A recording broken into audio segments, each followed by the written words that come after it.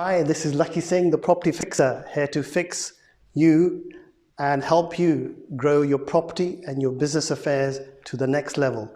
So if you're looking for knowledge and insights about how to get involved in property, solve your problems about scalability in your property business, then do watch our 20-minute clips. We've taken them from hundreds and, well, thousands of videos that we've taken over the last 6 months, and we've broken them into simple chunks which can make them useful for you. So do watch and do subscribe to our YouTube channel underneath as well. Who are delivering music, we're going to want to be, aware of the changes.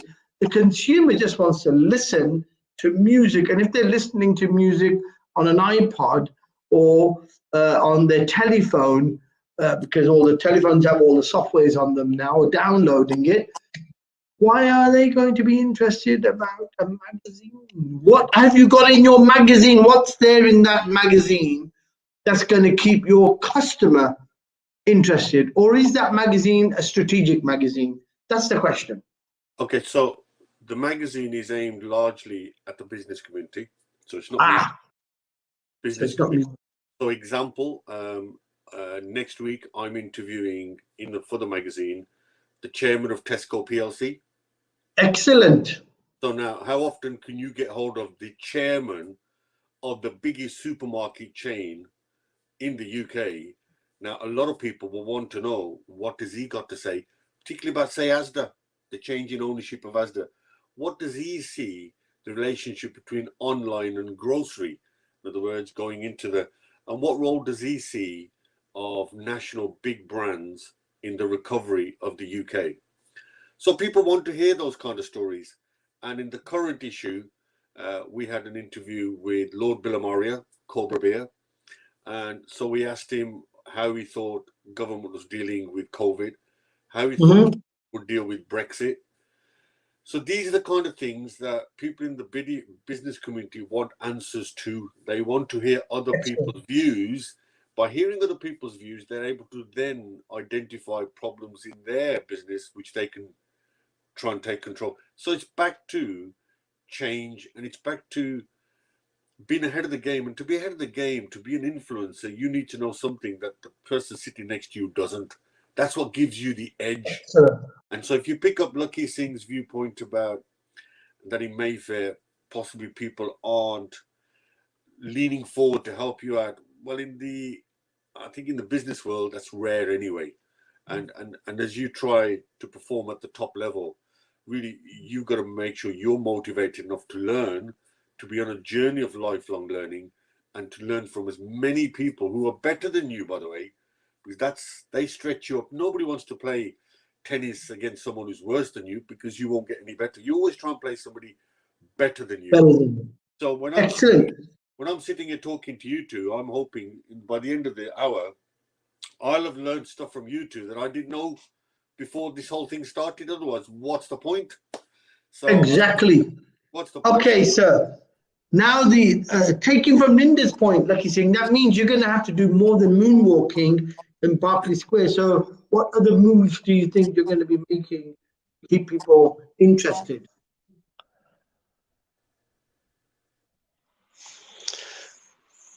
Sorry, didn't go. I said, Linda Singh says it's about ever-changing environment, being ahead of the game. I mean, his e-magazine has now at least some clarity behind it. It's not designed for music listeners. It's not for the audience.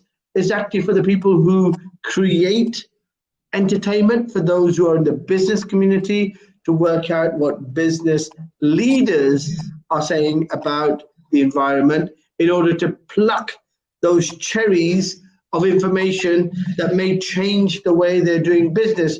So the issue is, it is not sufficient, Lakhi Singh, for you to be doing a moonwalk. You need to give us some more moves. What else are you going to be doing in Berkeley Square? Is it going to be a Bhangra with some breakdance and robot moves? What are you going to be doing in Berkeley Square that's more than a moonwalk? Right. Just in case people didn't understand the analogy, basically, what is it that we're doing? that's cutting edge, that creates an interest or understands the consumer behavior to be able to provide solutions. Because the question you're asking on the moonwalk, I'm not sure whether anybody may understand it in the way that me and you understand it, I suppose.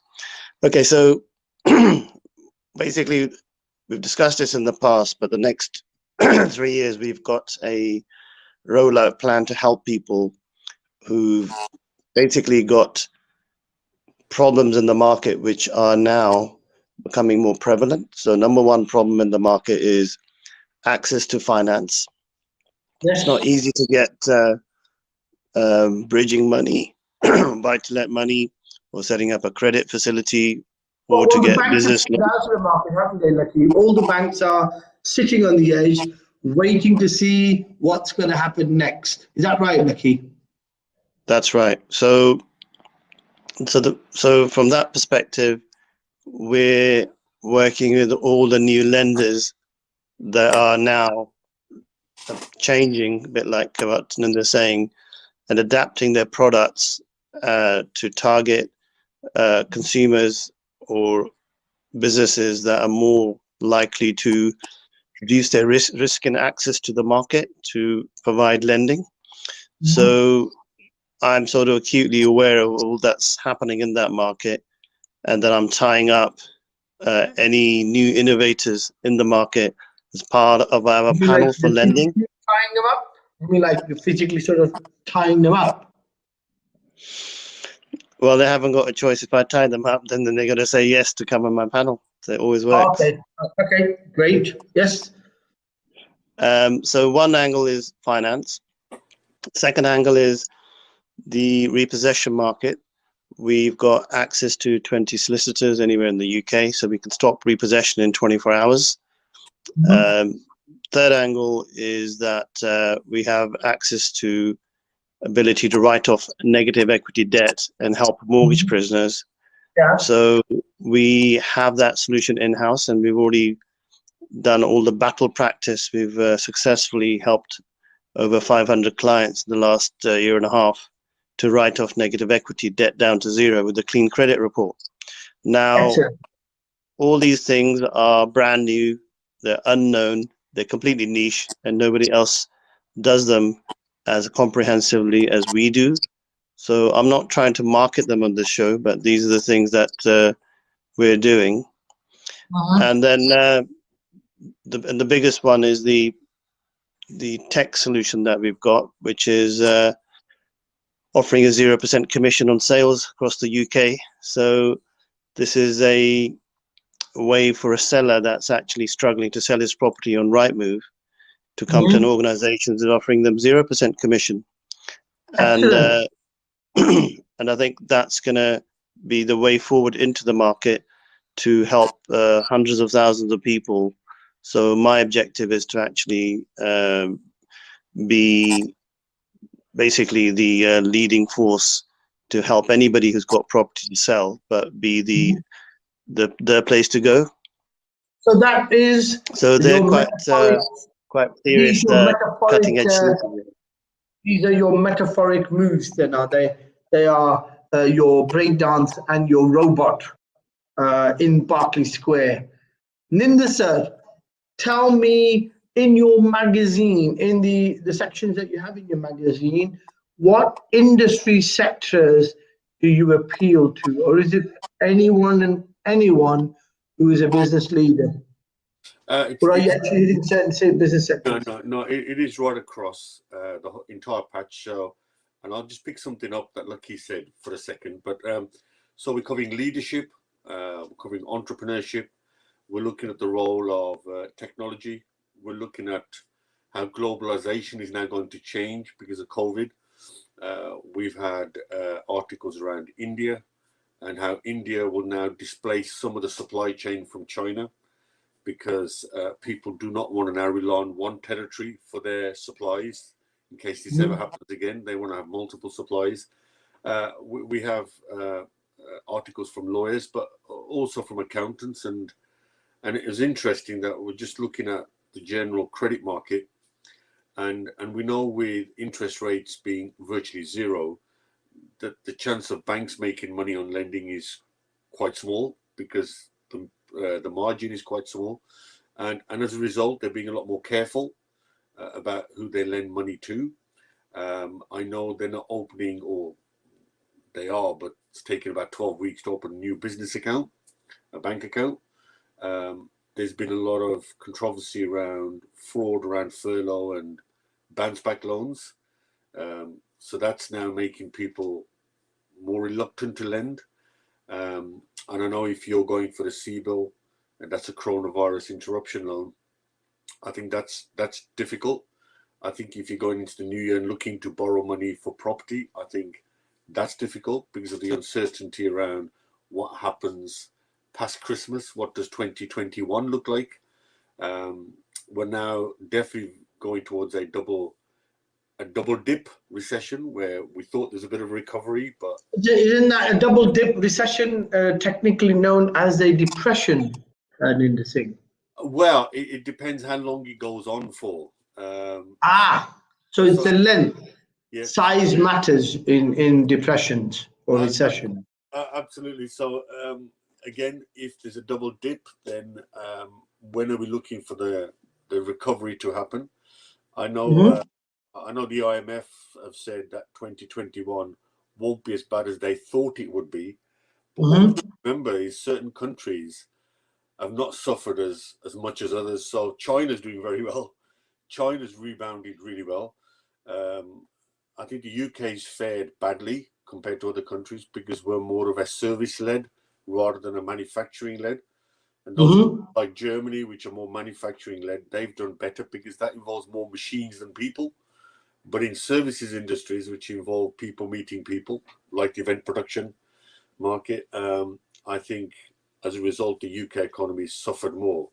But how do you, can I ask you? I mean, I'm trying to, you're right. When you listen and when you talk to people of knowledge, and knowledge is obviously quite a broad spectrum, unless you're sitting with somebody who's got a specific knowledge on a topic and you're sitting with them to enhance the knowledge on that specific topic.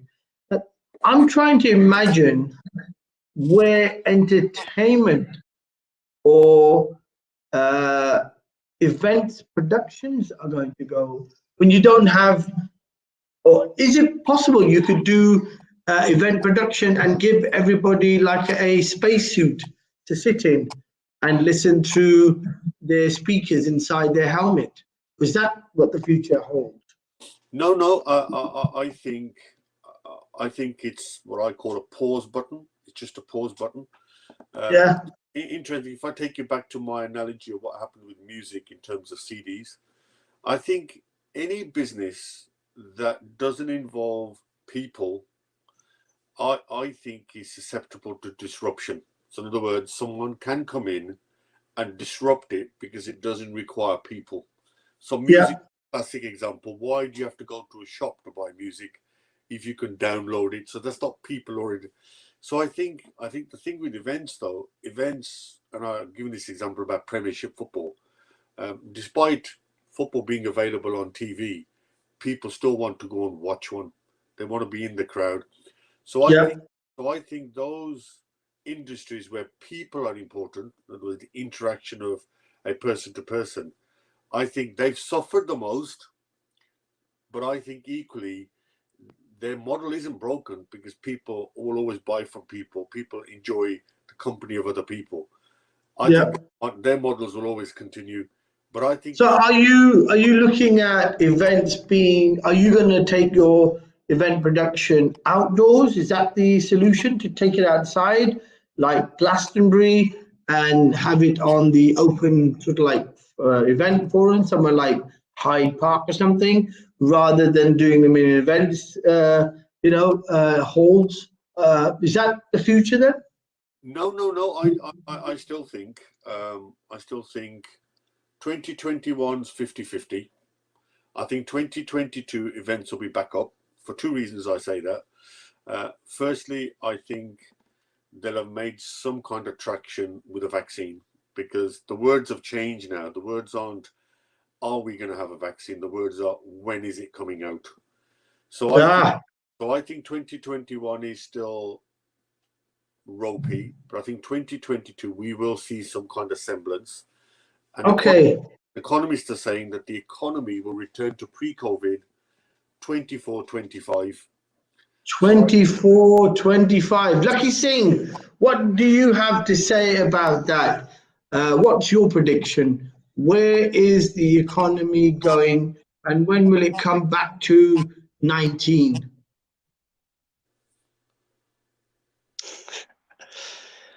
I think in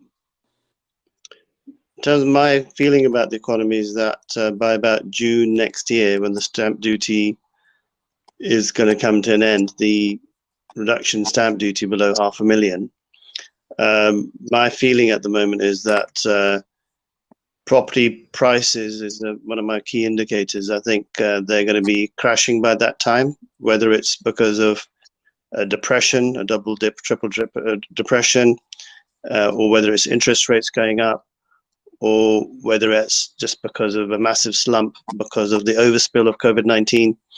So all those three factors combined, the weightage on each one in terms of which one's going to be the one that breaks the economy,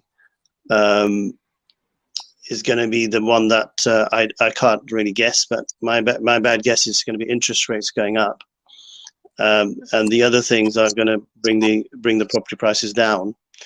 So, I mean, we should look at that situation positively for anybody who's got a lot of access to funds to be able to purchase assets, because it's an ideal opportunity for anybody who's got access to funds to be going out and structuring a business model that's innovative and creative, and it allows them to purchase assets on yield, on fixed rates, on a business model that allows them to create incomes. In one person's slump, or one category of business people losing, there will be one category of people gaining. So those who will lose will benefit the winners, and the winners obviously are going to be people with cash. Cash is king. Is that the word that you've been using in the past 2-3 months, Lakhi? You're talking about people who've got cash, who can availably buy properties, and they don't need immediate bank finance. Is that right, Lakhi? Yeah. So to keep it very simple, the normal term is a bird in the hand is worth two in the bush. I'm saying to people, I've been saying for the last 10 years really, that a bird in the hand is worth 10 in the bush. So if you can get liquidity from your assets or your business or otherwise, then you're going to be the king of the hill.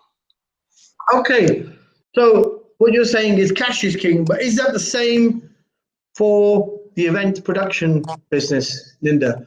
Is cash king there, or are you just having to put everything on pause? And what does putting everything on pause mean? Isn't that a cost? Are you losing staff? Are you having to say goodbye to the people you were employing in the event production industry, or have they been redeployed in your publishing side? Surely publishing is a total industry in itself. How do you manage?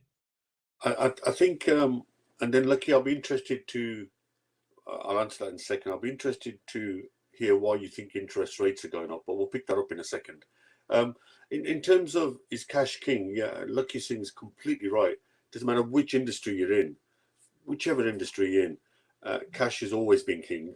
And most people that go insolvent, whether it's a corporate or individual, largely it's down to not managing their cash. So they might be profitable, but they just can't manage their cash. So I think tell us a technique then, Linda. What is the good rule for any company, whether it's a SME or it's a corporate? What is the rule on cash reserves? What should they do? Well, it varies per industry. It depends how quick the cash moves in and out. Mhm. It depends on where the business is in terms of their maturity.